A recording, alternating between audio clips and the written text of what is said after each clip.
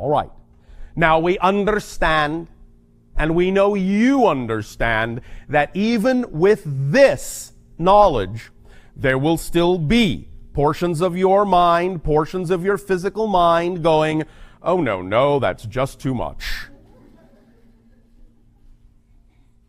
So be it. That's your choice. But we are here to tell you that everything you need to know and everything you have learned from us is being restated in this work, and you have it available to you. Take advantage of it. Immerse yourself. And again, please remember how important it is for many of you to act things out. We know, it's no secret to us, that when we have often suggested to many of you that the way to allow yourself greater opportunity for manifestation, greater ability for manifestation, is to actually go and physically act out the scenario that represents your highest joy. And we know, as we said, it's no secret to us that most of you simply don't. Why not? That's the question. That's the true, honest self-assessment that really needs to be investigated. Why not? Because what that simply means is you're not really that passionate about creating that reality. It's not really that important to you. You're not really consumed by it. You're not really obsessed by it. You're not really immersed by it. Why not? That's the question. Why not? That is the most important question you can ask yourself with regard to what you say is your passion. Why am I not more passionate about my passion? Why am I not willing to do the things that everyone says will work? Why not? And that's where you need to come face to face with your own identity, your own physical mind, your own belief systems, your own definitions, your own issues about what it is that you are allowing to define you as a personality. What it is you are choosing to believe in as a personality.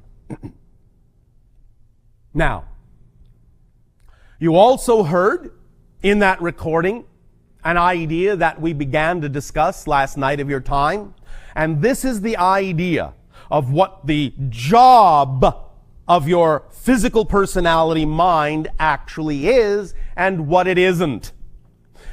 Many of you have been taught to believe that your physical mind is in charge, that it's supposed to control everything and figure out how everything is supposed to happen in order for everything to work.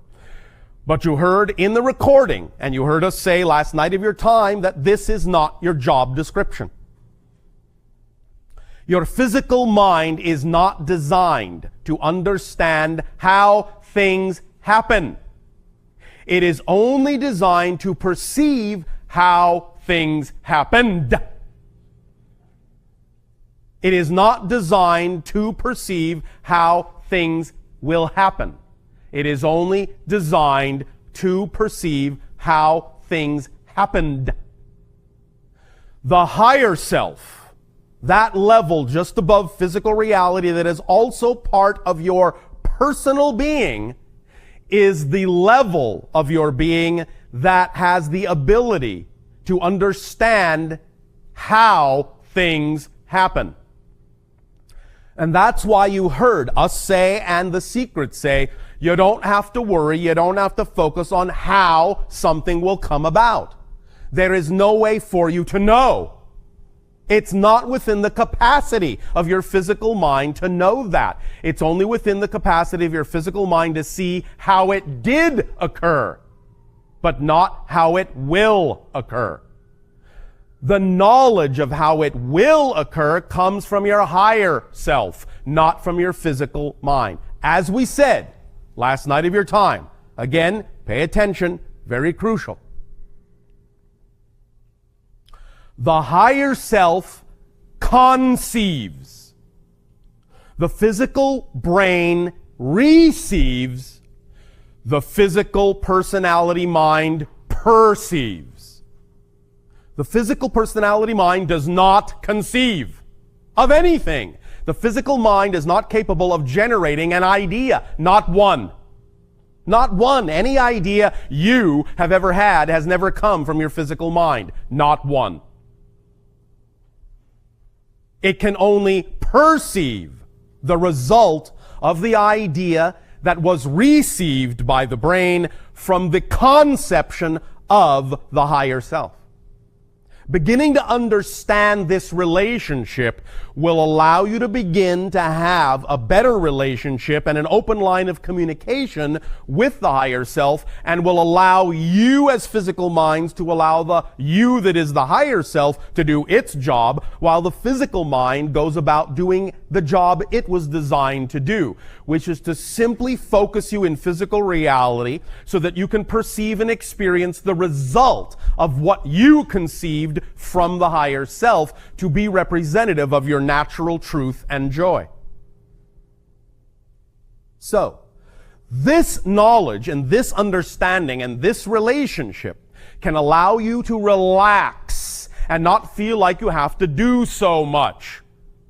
It's not your responsibility in that sense as a physical mind to generate these things and figure out how it's all going to happen. As we said last night of your time, we recognize that the physical mind, if it is taught to think it's in charge, can get caught up in the idea of attempting to repeat how something did occur, thinking that what it is perceiving is actually how the next thing needs to occur, when in fact it's not. The idea of attempting to do that will only cause a repetitive cycle, a repetitive loop, that will simply allow you to remain stuck in one particular manifestational level, and it won't advance until you allow yourself to make the leap and let go of how you think it needs to happen and let the higher self show you how it can happen. And then let your physical mind simply perceive how it did happen. So you don't need to carry those bags. You don't need to carry that luggage. It's too heavy. You weren't designed to carry it. If you keep carrying it, you will be exhausted very quickly. You will start dragging. You will say, life is a drag. This doesn't work. I'm not having any fun. Why not? Because you're doing too many jobs. You're not doing the job you were designed to do, only you're also attempting to do the job of the higher self. The higher self is the you that is on the mountaintop, that has the big picture, that has the far view, that can look down at the physical mind in the valley and say, the road is this way. I'm telling you, turn left. I know you think you're supposed to turn right because you think you're in charge, but I'm telling you, turn left. Pay attention, pay attention, pay attention. You don't have to know how turning left is going to get you to where you want to go. I can see that it is because I'm on the mountaintop. You don't need to know. All you need to do is what? Trust me that I'm telling you the truth. Why would I do anything different? I'm you. When you understand that your higher self is truly an aspect of you, maybe you will be willing to start listening instead of thinking, because your physical mind has been taught to think it's in charge and thus doesn't trust anyone else's 2 cents. Instead of thinking that your higher self is trying to deceive you, trying to trick you. Can't listen to that guy, that gal. What does he know? What does she know about being down here in the valley? A lot. Because you are also it. And it is also you. What we are simply saying is this is the complete person. Higher self, receiver brain, physical mind, this is the complete persona. And when you compartmentalize yourself, you are not functioning literally, not functioning as a complete person. You are shunting responsibility and the load of the job to only one portion of your personality, only one portion of your persona, the physical mind, and expecting it to take up the slack, which it is not designed to do. You're putting too much weight on it, too much emphasis on it. and it's going to wear the physical you down. To the point where it won't matter what the higher self says about taking this road or that road. You'll just be too exhausted to move. Just can't do it. Sorry. The idea is that when you allow yourself to let the higher self pick up that slack by doing the job it was designed to do, your load will be lightened. You will be energized. You will be enlightened. You will feel freer. You will feel like you have more energy than you ever imagined possible. You will be able to move in the direction the higher self is suggesting, because you will then not be weighed down by things that you don't have any business carrying with you. And it will make you feel free, and you can run down the road, and that means as soon as you give up the job that isn't yours, things will accelerate. If you think you need to lug all this luggage down the road, it's going to be slow going. When you drop what isn't yours, things will speed up because now you're not carrying extra weight. Things will accelerate. The paradox here is that because the physical mind has been taught to think it's in charge and has to figure out how everything is going to happen, it actually slows things down, even in the face of wanting things to speed up. It's doing exactly the opposite of what it actually really wants to have happen by taking on too much weight.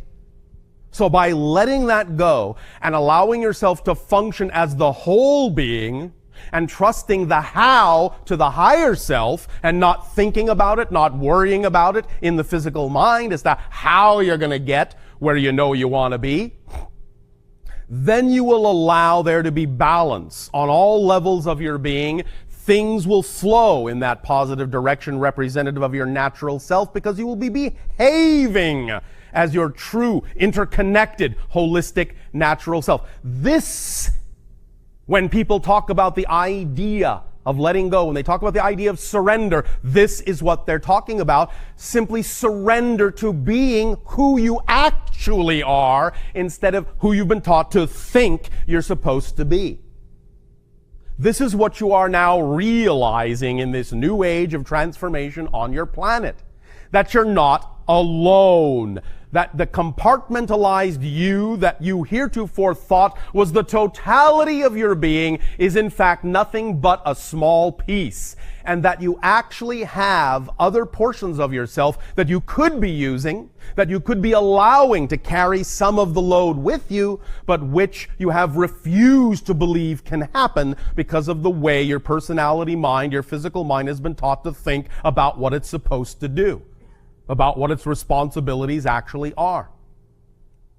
And thus then, once the physical mind has taken on this much weight, has taken on this much more job than it was designed to do, and it feels tired, and it feels stressed, and it feels weighed down, what's the next step after that?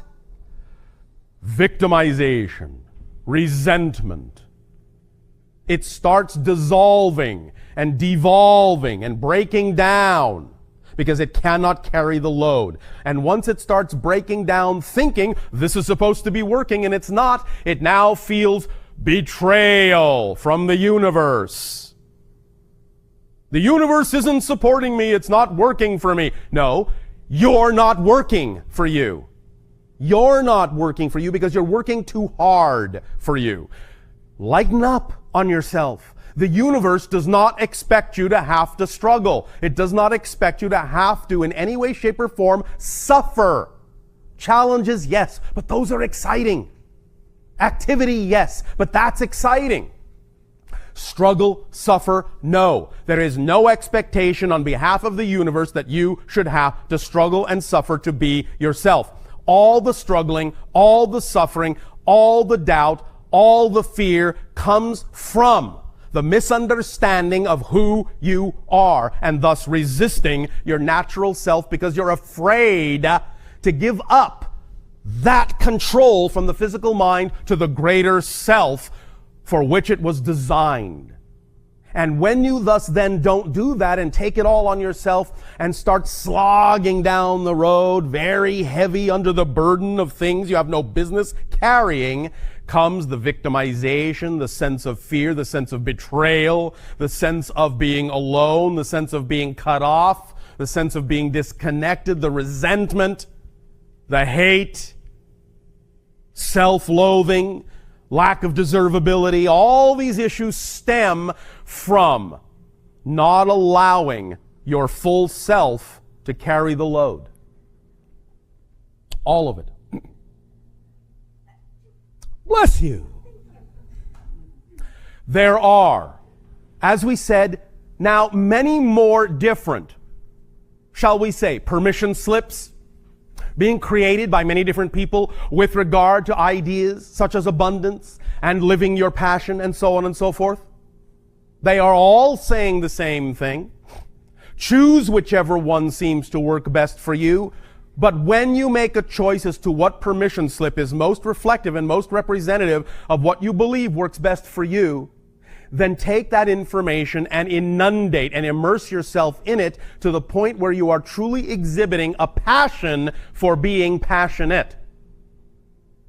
And thus then you will find that you will infuse yourself when you give up the weight that doesn't belong to you, and you infuse yourself with a passion for being passionate, the levels of synchronicity will explode in your life to such a degree that you will find staggering,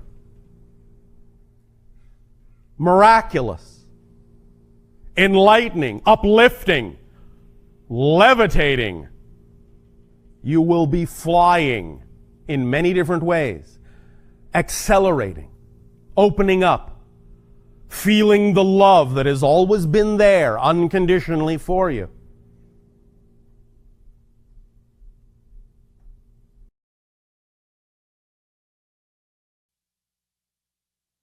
And is our soul our higher mind? Yes, same thing. The soul is the higher mind because that is the portion that is still experiencing itself as spirit, as a soul. So that becomes the higher mind, the guide for the physical personality the soul has created within the center of its being. And do animals have higher minds?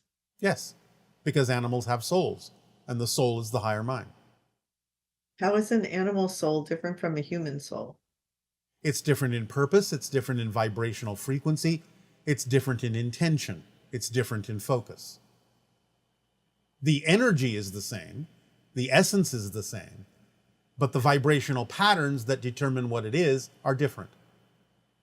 It's like saying electromagnetic energy, light, is light, whether it's visible light, invisible light, red, green, yellow, blue, whatever.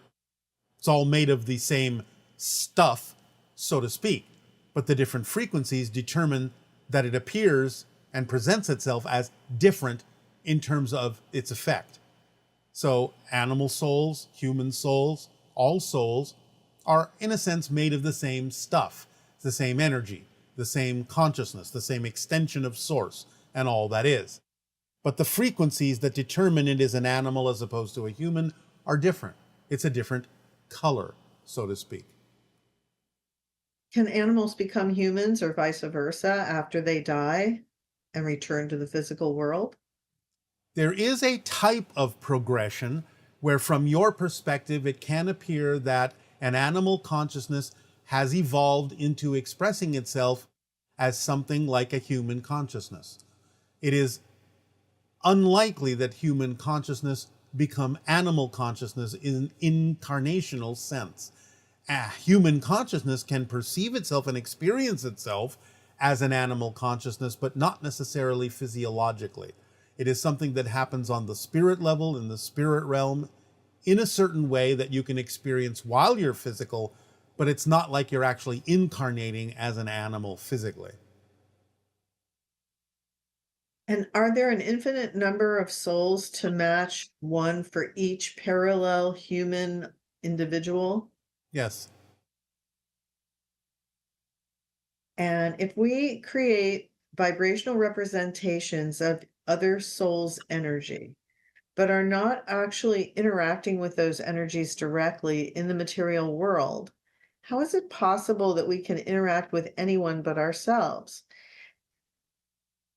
Because you're picking up on the vibrational frequency of another, and you are using that frequency in part to create or co-create the version that you're interacting with, made out of your energy. So when you make a simulation of another being, part of that simulation contains the frequency differences in that other being, so that they do in fact appear different to you. The fact that you can perceive them as a different person is the clue that you are utilizing some of their frequency to create that representation, even though you're creating it out of your own consciousness and out of your own energy in order to have something to interact with.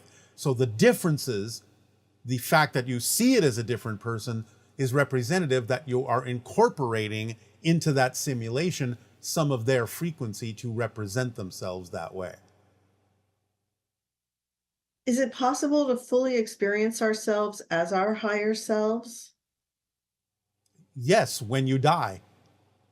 But you can have a version of yourself by getting very close to the idea, in the same way we have expressed that we are quasi-physical. On the chart that we have given you for this particular transmission, you will see the idea on the right-hand side of the fourth density human, where the physical mind has expanded back closer to being the level of the soul. And then you see above that the version that represents non-physical reality experience as an astral form or a near-death experience form.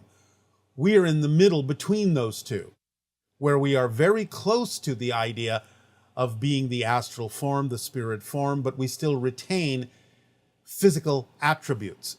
That's why we are quasi-physical. So we represent as best as possible the idea of our higher minds, the soul, in physical terms by being quasi-physical, by having attributes of both the soul level and the physical level in a balanced and blended way. That's how you do it. It's not exactly the identical experience of being the soul, but it is a very close representation while still experiencing yourself to some degree as physical.